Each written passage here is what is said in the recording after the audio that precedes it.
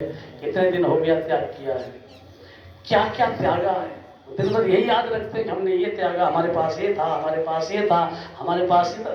यही दिन भर वर्णन होता रहता है कि हमने क्या क्या त्यागा है। तो जब इतना याद रखना है तो फिर वहीं रहते, अभी कहाँ त्यागा है। इसलिए महाराज सब कुछ हम त्यागते हैं काहे के लिए, ताकि हमें उसकी प्रशंसा प्राप्त हो।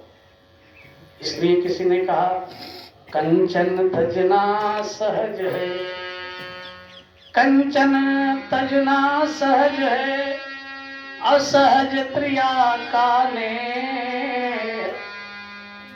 का भाई पैसा नहीं छुएंगे, स्त्री को नहीं आने देंगे। कंचन तजना सहज है, सहज त्रिया काने, पर मान बड़ाई ईर्षा इनको दुर्लभ तुलसी दुर्लभ है। मान बड़ाई ईर्षा, अपना मान बड़ाई और ईर्षा दूसरे के प्रति, इसका त्याग करना अत्यंत कठिन है। बल्कि हम लोग इसलिए त्यागते हैं कि और ज्यादा सम्मान बढ़े। तो उस कामदेव ने जब नारद जी से का प्रशंसा करी तो महाराज श्री नारद जी बहुत प्रसन्न हुए।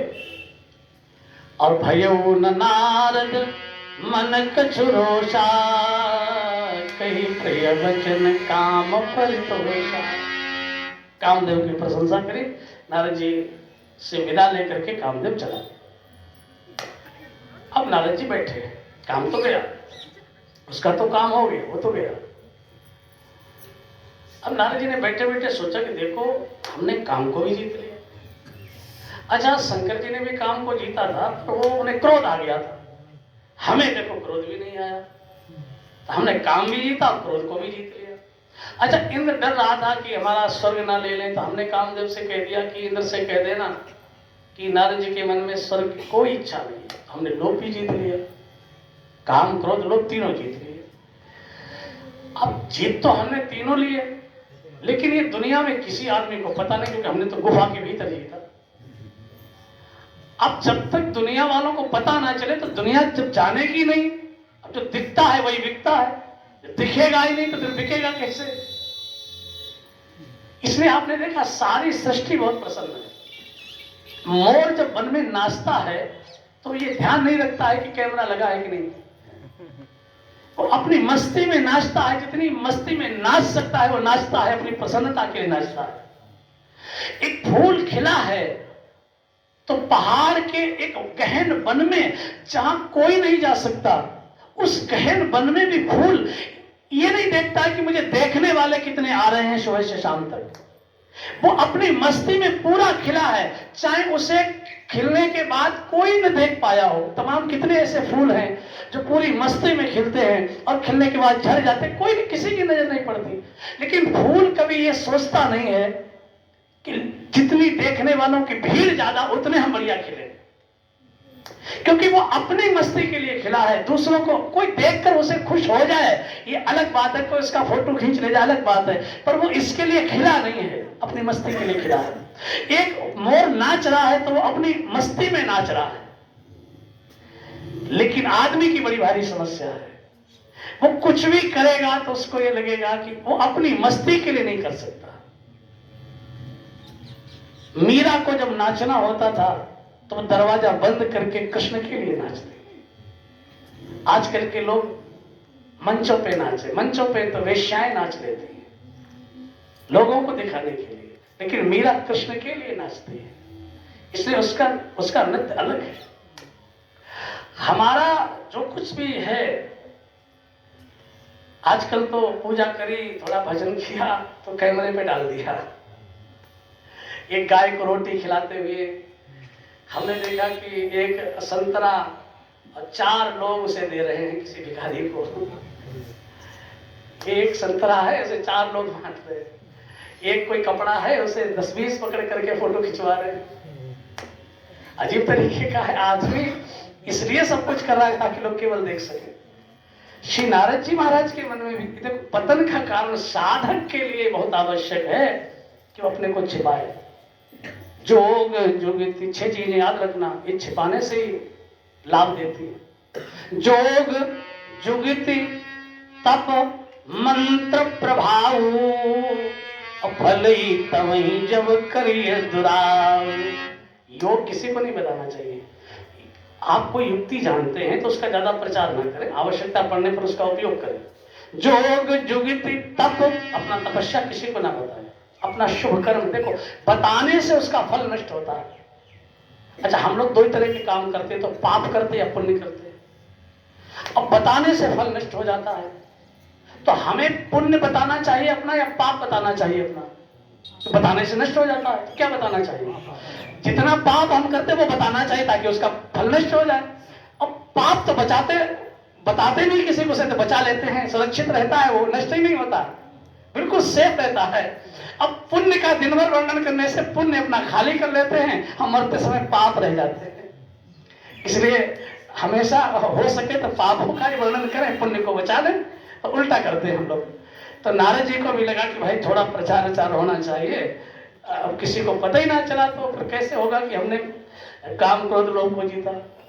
अब उनको लगा कि हमारा प्रचार करेगा तो इतने महात्मा है, सबके चेला है, अब हमारे होते दो चार चेले तो उनको भेज देते प्रचार के लिए। आजकल प्रचार समितियां बनी हुई हैं, नारद जी का तो कोई प्रचार करने वाला नहीं है, तो सोचा हम अपना प्रचार खुद ही करते हैं। लेकिन जहां से शुरू करें, कहां से शुरू करें? एक गलत जगह चुन ली उन्होंने, कैलाश पर्वत से शुरू करिए, सीधा भगवान शंकर जी के मन में, शंकर जी के पास। तब नारद गवने शिव पाही, और जेता काम अहमिति मन माही। भगवान शंकर जी के पास, शंकर जी ने बड़े प्रसन्न हुए, बोले आज नारद जी आए हैं तो आज रामचरित होगा। नारद जी रामचरित सुनाओ। नारद जी बोले रामचरित बहुत सुना लिया महाराज, पुराना हो गया, अब तुम्हें राम का उल्टा चरित सुनाते। इनका नाम है राम और उसका चरित्र है मार। कामदेव का एक नाम है मार। बोले मार चरित शंकर ही सुनाए। शंकर जी को काम की कथा सुनाई। कामदेव सुनकर नारद जी शंकर जी से बोले कि कथा कैसी लगी महाराज?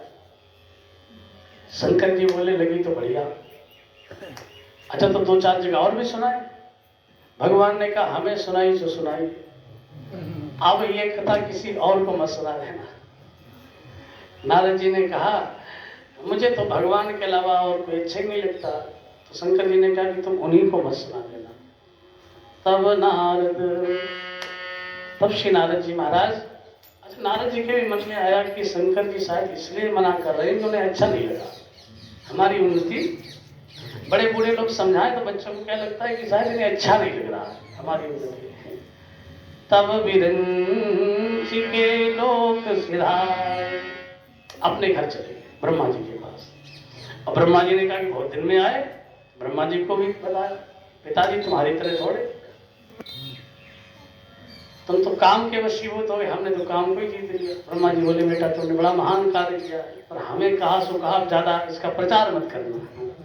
उन्हें लगा कि शायद ब्रह्मा जी भी, इन्हें भी अच्छा नहीं लगा। उन्नति किसी को भी अच्छी नहीं लगती। कई बार हम लोग गलत फहमी में रहते हैं, कोई हमें हमारी गलतियां बताए तो हमें लगता है कि हमारी उन्नति से जल रहा है। यही नारद जी को भी गलत हो गया।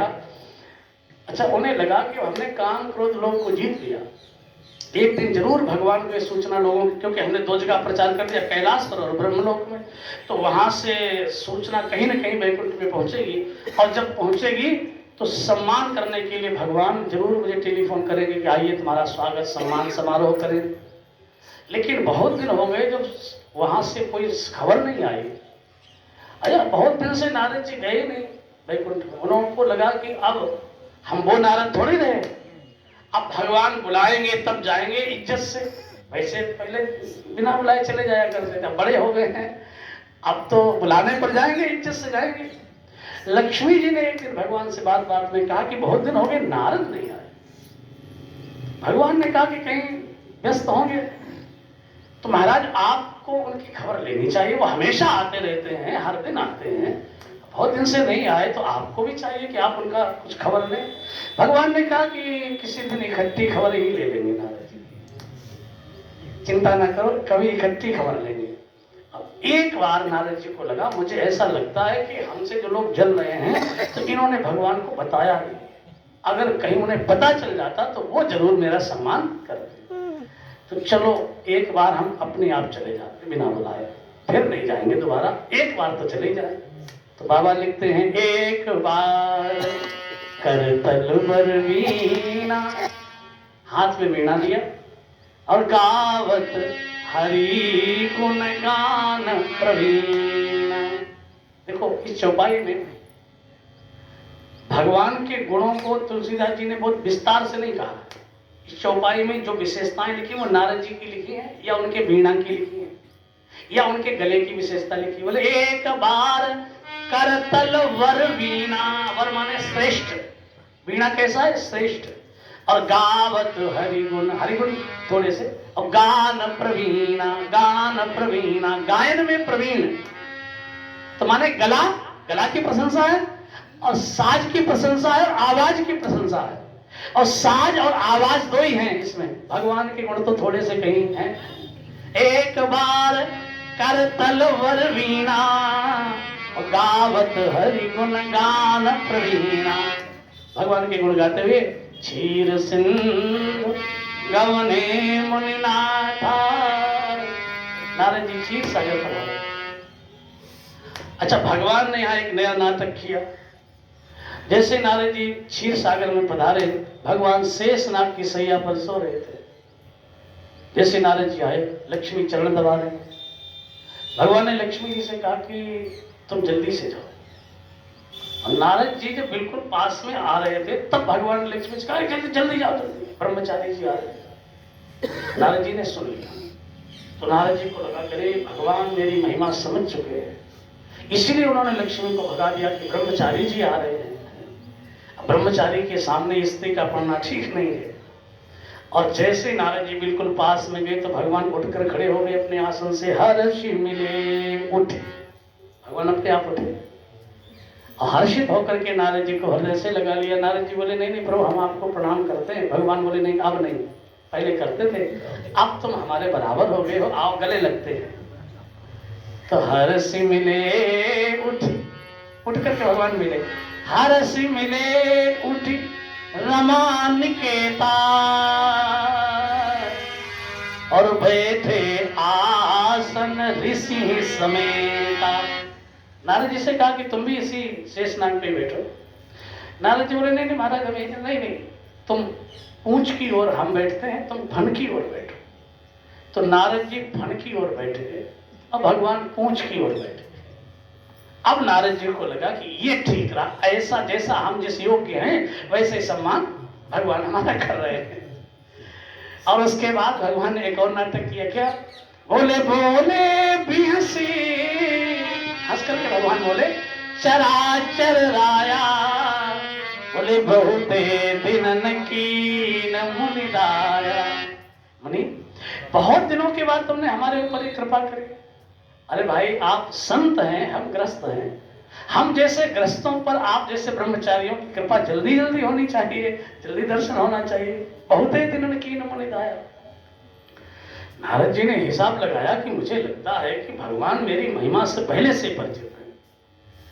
नहीं नहीं महाराज, मैंने तो एक जगह चला गया था तो थोड़ा समाधि मारी है। भगवान बोले वो छोड़ो, तुमने काम जीत लिया, क्रोध जीत लिया, लोभ जीत लिया, ये कोई बड़ी बात है?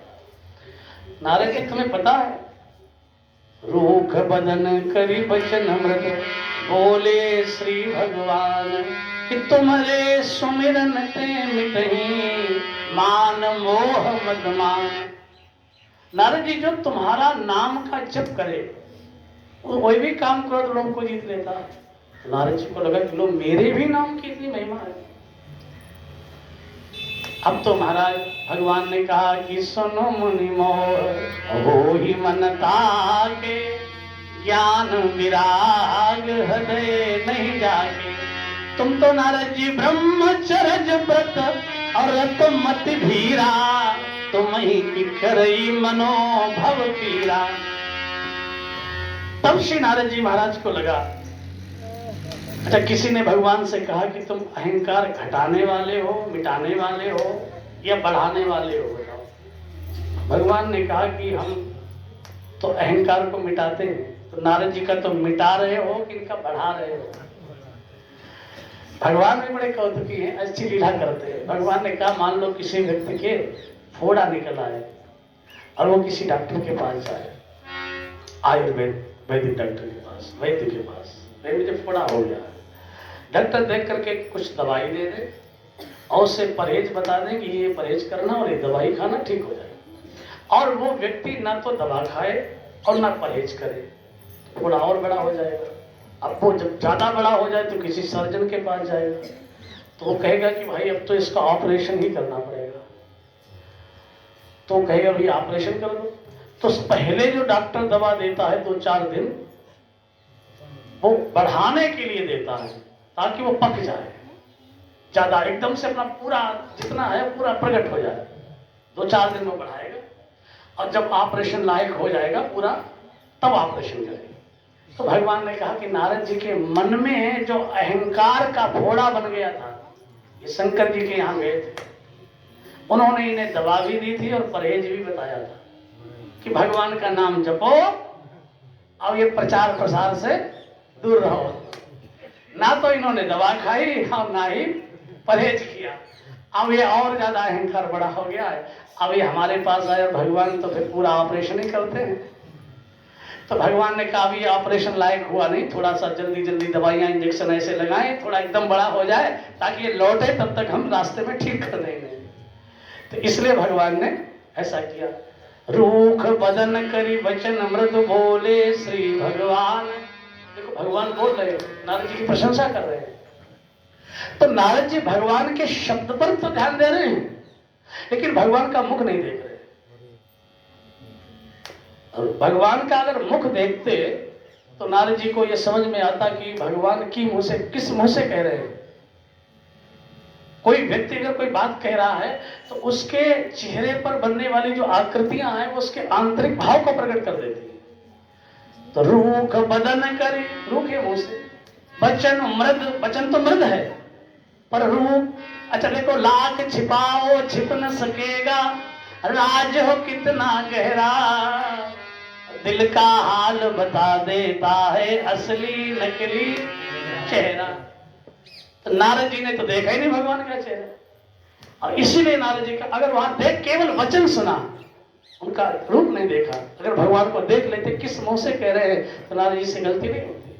और इसीलिए सुंदरकांड में कथा आती कि श्री हनुमान जी की भगवान ने 2 लोगों की प्रशंसा की है, एक तो नारद जी और एक जब सीता जी की खोज करके हनुमान जी आए तो हनुमान जी की प्रशंसा की। सुंदरकांड आप पढ़ो, भगवान ने बड़ी प्रशंसा की। और जब प्रशंसा सुनी हनुमान जी ने कहा पहले इनका मुंह भी तो देख लें, ये कैसे प्रशंसा कर रहे हैं। तो सुनी प्रभु वचन बिलो की मुख, सुंदरकांड, सुनी प्रभु वचन बिलो की मुख। हनुमान जी प्रभु का मुंह देख रहे हैं और क्या देखा, बोले गात हर्षि हनुमंत। भगवान नारद जी की प्रशंसा करते समय रूख बदन करे और हनुमान जी की प्रशंसा करते समय बोले प्रभु प्रसन्न जाना हनुमाना, तो बोला वचन विगत अभिमाना। प्रभु प्रसन्न जाना हनुमाना, हनुमान जी ने जाना कि प्रभु प्रसन्न है हमारे ऊपर, और वो जो प्रशंसा करे वास्तविक प्रशंसा करे, असली प्रशंसा कर रहे हैं। तो सुने प्रभु वचन बिलो की मुख गात हर्षि हनुमंत। हनुमान ने देखा भगवान के हर्षित गात हो रहे हैं, तो हनुमान जी चरण पर प्रेमाकुल त्राहि त्राहि भगवंत। हनुमान जी चरणों में गिर गए, बोले त्राहि त्राहि, प्रभु रक्षा करो रक्षा करो, चरणों में गिर गए। भगवान ने कहा क्या हो गया, क्या हो गया तुम्हें। हनुमान जी ने कहा प्रभु एक बार आपने नारद जी की भी प्रशंसा की थी, मुझे याद है, और नारद जी की आपने प्रशंसा करी तो उन्हें, उनका भी पतन हो गया, उन्हें भी गिरना पड़ा, बंदर बनना पड़ा। तो श्री हनुमान जी ने कहा कि अब दूसरी बार आप हमारी प्रशंसा कर रहे हैं। तो भगवान ने कहा वहां तो मैं नकली प्रशंसा कर रहा था, रूख बदन करे, और यहां तो प्रभु प्रसन्न जाना हनुमाना। वहां हम नकली प्रशंसा कर रहे थे, तुम्हारी बेटा हम असली प्रशंसा कर रहे हैं। तो हनुमान जी ने कहा कि जिसकी नकली प्रशंसा की वो वहां गिरा, और जिसकी असली प्रशंसा कर रहे हो तो वो कहां गिरेगा। तो मैंने सोचा आपके चरणों में ही गिर जाऊं। गिरना तो पड़ेगा ही, जिसकी आप प्रशंसा करोगे उसे तो पक्का ही गिरना है। तो फिर मैंने सोचा कि मैं आपके चरणों में अभी गिर जाऊं तो मुझे संसार में न गिरना पड़े, क्योंकि नारद जी को बंदर बनना पड़ा था, और प्रभु मैं तो बंदर बनाया हूं, तो मुझे कहां गिराओगे, इसलिए अब आप प्रशंसा मेरी मत करना। तो सुनि प्रभु वचन बिलो की मुख गात हर्षि हनुमंत, चरण परेउ प्रेमाकुल त्राहि त्राहि भगवंत। लेकिन नारद जी महाराज यहाँ भगवान का ये भाव नहीं समझ पाए कि भगवान कैसे प्रशंसा कर रहे हैं, और वहां से चले। जब भगवान चले, अच्छा लक्ष्मी जी जो चरण छोड़ करके चली गई थी ना, पता कहां चली गई, वो रास्ते में आके बैठ गई। जिस रास्ते से नारद जी आ रहे थे उसी रास्ते में भगवान की जो माया है वो विश्व मोहिनी बन करके महाराज बैठ गए। बोले भक्तवत्सल भगवान की। एक बड़ा सुंदर नगर है, देखो सब कुछ माया ने अपने आप बना दिया है। हाँ वहां कुछ नहीं। अच्छा नारद जी जब गए तो कुछ नहीं पड़ा रास्ते में, और जब लौटे तो पूरा नगर पड़ा। तो नारद जी को ये समझना चाहिए कि जब गए थे तब तो कुछ नहीं था, इतनी जल्दी कैसे हो गया। नगर देख करके उन्हें उस नगर में आने की कामना पैदा। और साधक का जो पतन है वो कैसे होता है, इसे भगवान ने गीता के दूसरे अध्याय में बड़े विस्तार से बताया है। सांख्य योग में गीता के दूसरे अध्याय में अर्जुन ने पूछा कि प्रभु जो आपका भजन करने वाला साधक, वो साधक जब पतित होता है तो उसकी शुरुआत कैसे होती है। तो भगवान ने बड़ा सुंदर कहा है, बोले ध्यायतो विषयान पुंसा संगस्ते उपजायते संगा संजायते कामा कामात् क्रोधोऽभिजायते क्रोधाद् भवति सम्मोहा सम्मोहाद् स्मृति विभ्रशात् स्मृति विभ्रशात् बुद्धिनाशो बुद्धिनाशात् प्रणश्यते। पूरा भगवान ने रूपक प्रस्तुत कर दिया है। बोले साधक जब विषयों को देखता है तो उन विषयों को देखने से, इसलिए विषयों को नहीं देखना चाहिए, साधक को चाहिए। साधक का मतलब है कि उसको अभी बहुत साधना करनी है, उसे कुसंग से बहुत बच के रहना चाहिए, क्योंकि कुसंग का प्रभाव बड़ी जल्दी पड़ता है और ये बड़ा प्रभावशाली होता है। बुराई जो है, देखो आपका कपड़ा सफेद है, उसमें एक छोटा सा भी दाग हो तो दूर से दिखेगा, बुराई बड़ी जल्दी समझ में आती है। आप गंगा नहा करके आओ और आप 10 लीटर या 100 लीटर गंगा जल भरना, 100 लीटर गंगा जल है तो गंगा जल पवित्र है कि नहीं। और गंगा जल आप छिड़क लेते हो अपने ऊपर तो खुद पवित्र हो जाते हो।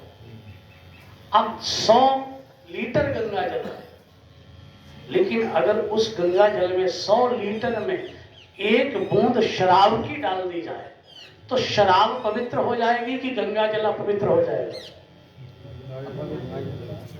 शराब पवित्र नहीं होगी, गंगा जल अपवित्र हो जाएगा। तो ज्यादा ताकतवर कौन होगा, ज्यादा प्रभावशाली कौन होगा। और उसने सारे गंगा जल को बर्बाद कर दिया। गंगा जल 100 लीटर था, वो उसको मिला के पवित्र कर लेता नहीं बराबर। इसीलिए ध्यान देना, जो कुसंग है बड़ा प्रभावशाली है। एक अगर अवगुण आपके जीवन में आ गया, एक, तो संपूर्ण जो गुण हैं आपके उन सारे गुणों को एक अवगुण नष्ट कर दे। कथा आती है कि किसी गांव